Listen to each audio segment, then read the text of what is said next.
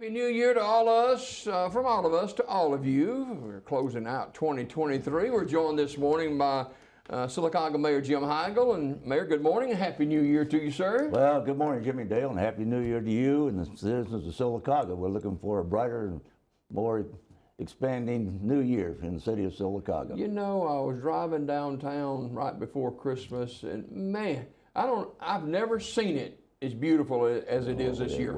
Every year it's got, we can't thank the Chamber of Commerce, the Sylacauga Beautification Council, Magnolia Garden Clubs, and all these people, volunteers that came together, what they've done not only downtown, but for City Hall, in City Hall and all. I mean, it's just wonderful, you know, just ecstatic when people come together and do things like this for our city. Now, what about the tree? Oh, that's a beautiful Wow. one. And do you know they can add another 3 feet to that thing every year if they want to, if they get the money to do it? It's in sections, you know. So that tree stays there, right? Well, no, they'll probably come down. Okay. But next year they can buy a new section up for the base of it and run it up another 3 feet. But it's beautiful. It's a wonderful thing they brought for the city. And you know, we had some issues with our flag there for a while. And I love that flag. Well, yeah, well, the flag was due to a mechanical issue up on the top that had to be replaced. But she's up and flying now. There you go. There you go. Well, a lot of good things happening in our city in 2023. We want to talk about those this morning. So I open up the floor to you, and let's talk about some of the good things that were accomplished. Well, you know what we accomplished over there, the Hutton Project over there at Sylacauga Squares. And the last thing over there was Taco Bell. And of course, we got the wharf on 280 North up there, close to Oak When is Grove. that opening? I haven't got a date on it. But that's going to be a lot of people going down to Alex City to eat at that place, so the food must be great. I haven't had the opportunity to do that, but looking forward to it when they opens up here, you know. And we got a couple of other things that's happening. We got a whole section of housing over there in the south end of 280, over there toward Pinecrest. That's going to be putting 8 houses. And they're going on the back of it. It's going to be opened up later for another row of houses. And houses is very important for our city. We need it bad.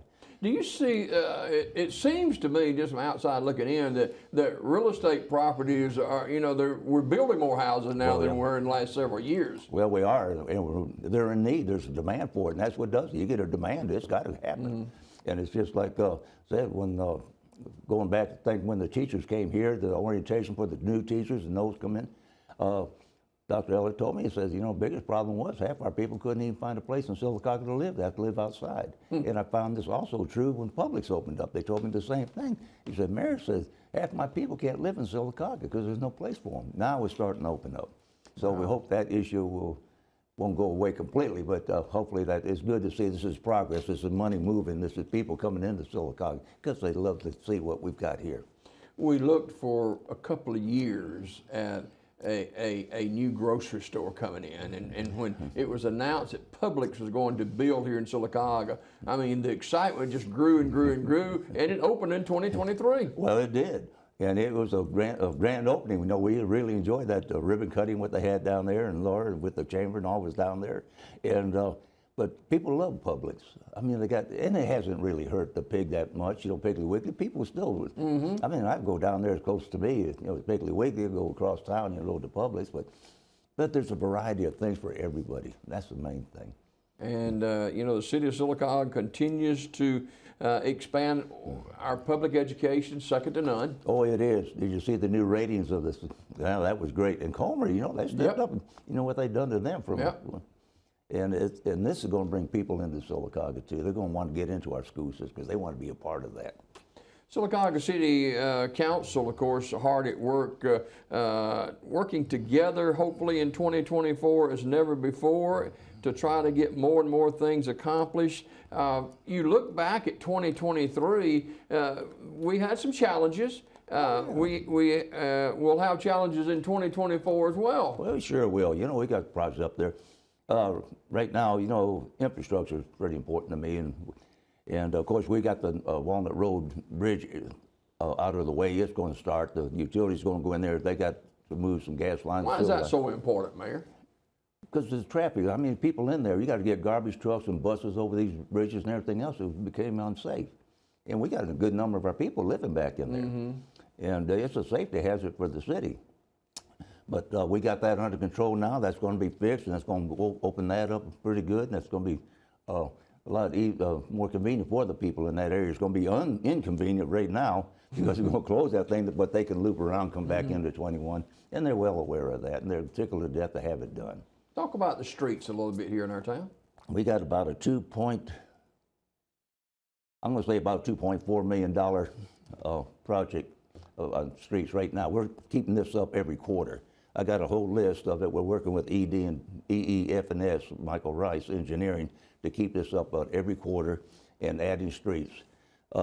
Reed Cappy, our street superintendent, he's on these streets all the time. He knows the ones that we need to put on the list. And engineering, Michael Rice comes down here periodically, and he evaluates them and figures out how much it's going to cost to pave these areas. And we're looking forward to that. Hopefully, I know the council's going to float bonds sooner or later. But this has got to be one of the most main things that we have to do. I was, again, out on, I guess it's the old Birmingham Highway, right there where you turn on to Peyton Boulevard. And I'm always careful because when you come down that hill and you got the yield sign there, we still got some people that ain't paying much attention to that. They're not. And hopefully that's going to be another project. We got, like, Michael Rice, he also engineered that area there. We got all the paperwork and everything we need. We need the money to do it, to put a light in there. And I've asked the police chief, let's look at one of these yield signs that's got lights around it like you got on the stop signs for flashing, to bring that to people's attention. So he's working on that now to see get one of those signs, and Reed Cappy will be putting them up for us. Do you think a light will go there in 2024 maybe? I hope so. I hope we got the revenue to do it. We're going to see what the council does, what they're looking at in the bonds and all that, when they start floating bonds for infrastructure. Well, we're closing out 2023, and 24 is just a few days away, and it's cold now, but spring is on the way. Summer will be here, and people continue to ask, where are we at on this swimming pool? It's got an email the other day about it, still on the table. The engineering's been done. They've been talking about it. It will be brought to the board at the Parks and Rec Board, and they'll make a proposal to the city. Is that, you had some people come in here to look at that thing. Well, it's solid. They took core samples around it. It's solid. Somewhere down the line, somebody put a plastic liner in that pool there. That's got to come out. It's got to be cleaned up. We have to get an idea, not an idea, but find out what it's going to cost to put that pool back in. This is one of the things that's holding us up on our LWCF grants, because the part of that pool was built with LWCF grants. And until we get rid of that, we got one park that's got a power line going across the top. The utility board is going to move that back for us at the first opportunity they get. We get that out of the way and get this pool out of the way, we can go back and get LWCF grants again to expand our parks and the recreational services. Something has to go on that property, right? Oh yeah, it does. It has to be recreational. Yeah. But what they got planned now, the pool is big enough where they can put a pool within a pool if they have to. And of course, they'd even talked about the child's little bathing over there, just make a little splash pad out of that. They got ideas for this thing. But the main thing is going to find out what is it going to cost to put it back into service. So, just guessing, it may not be 2023 swim season, or 2024 swim season, correct? Well, I'm not an engineer. I don't know what else is going to be involved in it, but I would hope they could get it sometime during the summer. I would hope they would. Our kids need it. Yeah. They need it, they used it all Not for the just time. young people either. Oh, no, the elder people used it all the time. They were out there early in the morning with their floats and all, and it's good for the cardiac, exercising your body. Swimming lessons? Oh, yeah.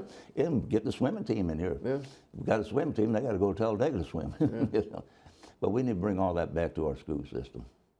It's probably on the table for 24 business-wise, you mentioned the wharf coming in. Is there other possible businesses on the table? There's a couple of them, but they have yet to be permitted yet. They haven't come in and permitted, but they just talk right now. So, yes, the people are looking at Sylacauga constantly. Downtown Sylacauga, it is said that, small businesses, we make it or break it during the holiday season. How did we do downtown, you Well, think? they did great, according to Laura. I said that they had a wonderful time with the open house downtown and everything. Said, but can't thank the merchants enough, and the people, and the Commercial Development Authority, what they've been doing to make all this happen, So we're looking forward, it's giving us ideas this year what we can do next year.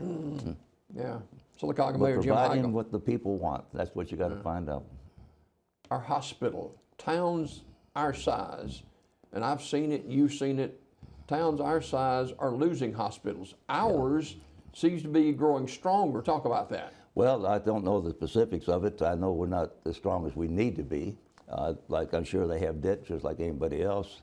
The council was able to appropriate some $300,000 for an imaging machine a while back, and I was hoping we could keep up doing things like that for the hospital to make it. We need to keep it. I mean, the services they provide. The bad thing about a hospital is that they have to take in whoever comes in the emergency room, whether they got insurance or not, and that's a cost to them. That's hard to swallow. When they. But they've been able to make it so far. But like I said, they need help. They really do. How are you going to present this help? I don't know. Yeah. I go in there quite a bit, services and stuff like that. And there's some hardworking people up there. Well, they are. They're dedicated people. Oh gosh, I mean, I have breakfast up there just about every morning, during the week and all. We talk to some of the people out of the emergency room and Chuck and them who come through and getting off shift, and they talk to us about it.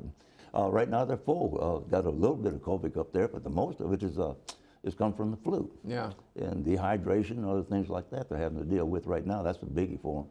That's what's coming into the emergency room. Of course, you do have a few accidents. Yeah, the flu is running rampant in this It area is. for sure. Sylacauga Mayor Jim Heigl joins us for a few more minutes on this edition of Daybreak Live. You talked about the infrastructure, and we hear a lot about that. Explain why the infrastructure is so important to our city. Well, let's take our last big problem we had with drainage, that flooded Broadway. Now we had to go all the way back up to Church Street and work on that area and bring it all the way down. Now we're at the lower end, have to keep that cleared out to drain the water off as much as possible. We've cambered our sewer systems, those that were plugged and damaged and all. We were either replaced or cleaned out. The corner of Norton and I think it's Walnut right there, that they had to replace that whole sewer system in that area. Over there on First Street, just over here in the corner, all that had to be taken out and redone. And it's done a beautiful job. That's going to take a lot of water off of us at one time.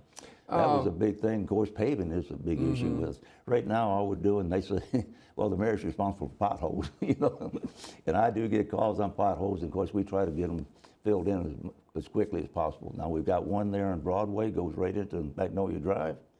So it's strand about this wide, it keeps falling in, but that's the state. We have to notify the state up in Montgomery or up in Talladega, notify them of it, and they'll come back and backfill it. Yeah, police and fire department, always an issue of keeping employees. Well, it's getting a lot better, thank goodness.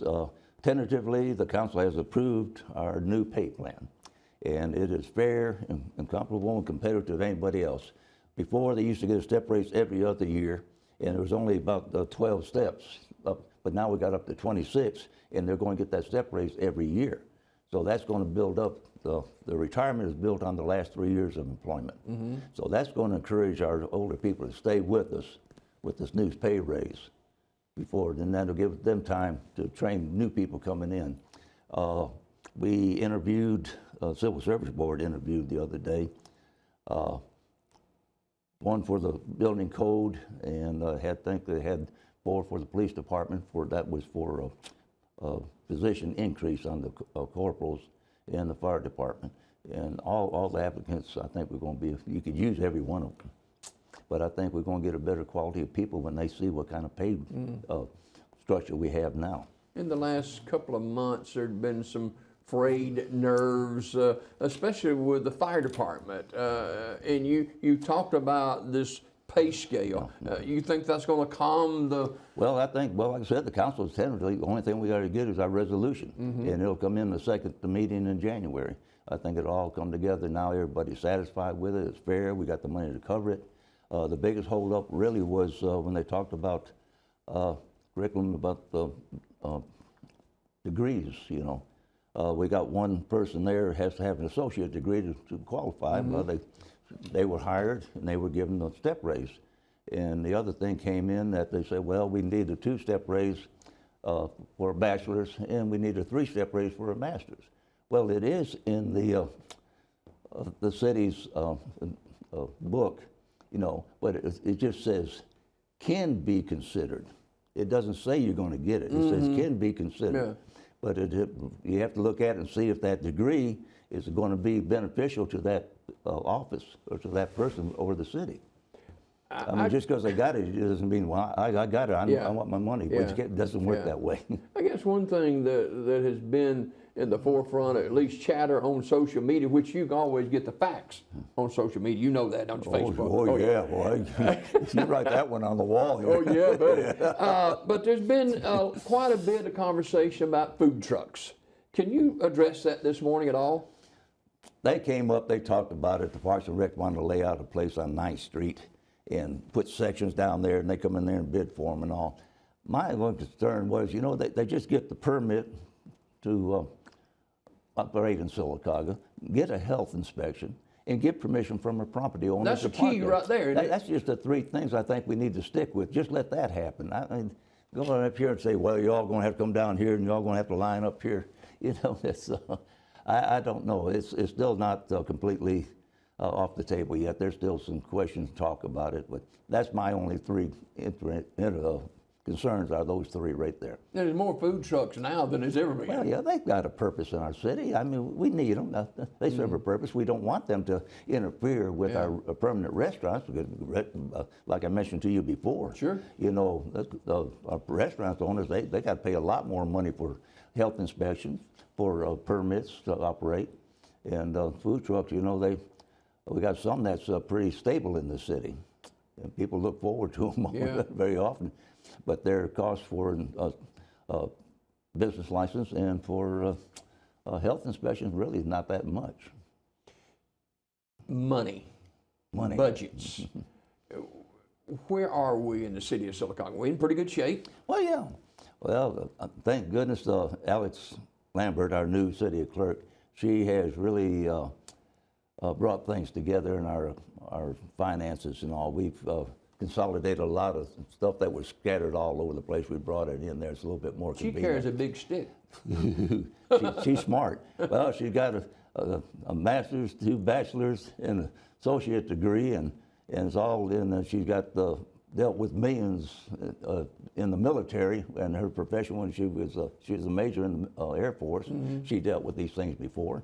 She's very smart, you know, and that's one thing that brought this pay plan together. What she was able to do, and Cassie Epperson, my secretary, and all, they brought all these figures together and put them out there to make it as comfortable and understandable as possible for the council to see. And the only thing that held us up was this thing about the degrees, you know, having a master's, a bachelor's, or associate. That was a thing, but it is in our rules and regulations. I mean, our employee handbook.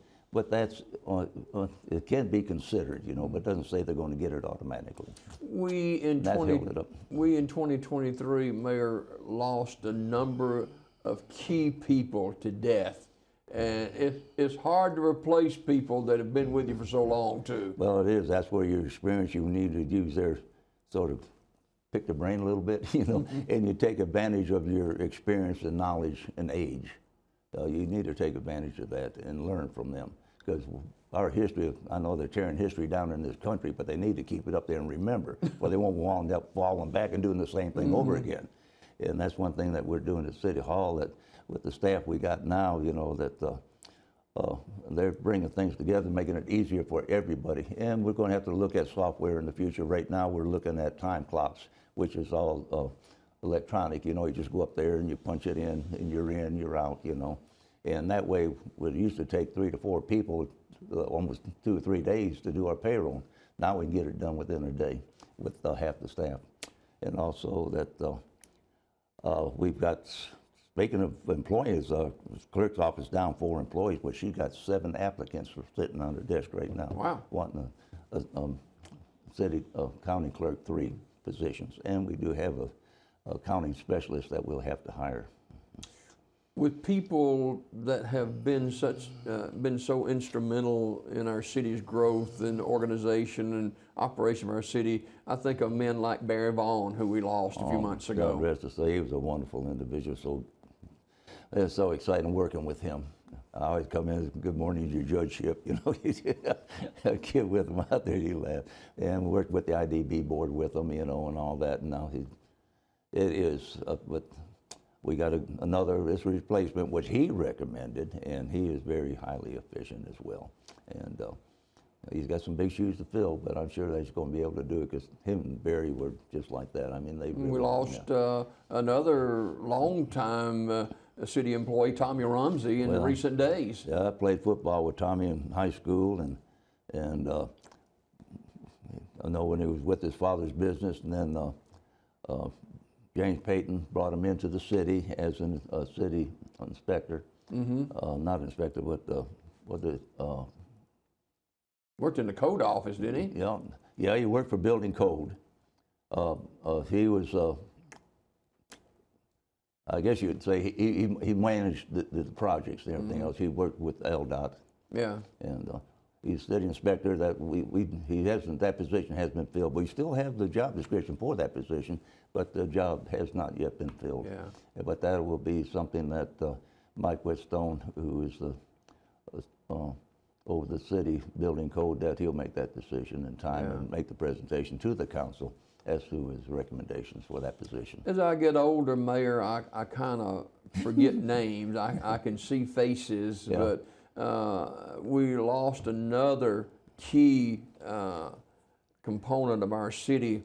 And I remember when she worked at CVS. Lucille. Lucille. God rest her soul. I got a picture. She was a great one. Oh, she was. Still got a picture in my office. And Lucille, she was God sent. She worked so well with so many people. And going through CVS, through the beautification councils, anything that needed to be done, Lucille was there. And her good friend Glenda Gaines, Glenda was always there with her too, you know. They were extremely good friends. But I'm well blessed to be associated with both of them and knowing Lucille. Yeah. Before we go this morning, what a great parade we had a few weeks ago. Oh, Christmas parade was great. It was huge. No, they had to start off at 6th Street, but we had to finish up down there at the Parks and Rec because it was so long we didn't want to run into the back end of it. I don't think I've seen one that big before. Well, You're not here. Well, I know, but look for next year. I think it's going to be bigger because Laura Strickland, she's doing a wonderful job with this thing, and she's got great support from so many, and we got so many more businesses all joining the chamber. Our chamber is getting so much stronger. Yeah. And that means a lot for our people. So speak to the constituents for 2024, 23 is ending. Final thoughts on this year and looking into 24? Well, we learned a lot in 2023. We got a lot done. We progressed quite well, and we're looking forward to more growth and better quality of life for our citizens in 2024. And we want to wish everybody happy. We got 2 more days, but Happy New Year to one and all. And just work together and get out there and get involved with the boards or with the churches and everything else. In a positive way. Look at our city in a positive way. Yeah. There's too much negativity in this country as it is. But this is Sylacauga. We're doing great. Let's keep it going that way. All right, Mayor, Happy New Year to you, well, sir. Happy New Year to you and to you. Sylacauga Mayor Jim Heigl, our guest this morning. We got more Daybreak and look at Alabama news after you watch this.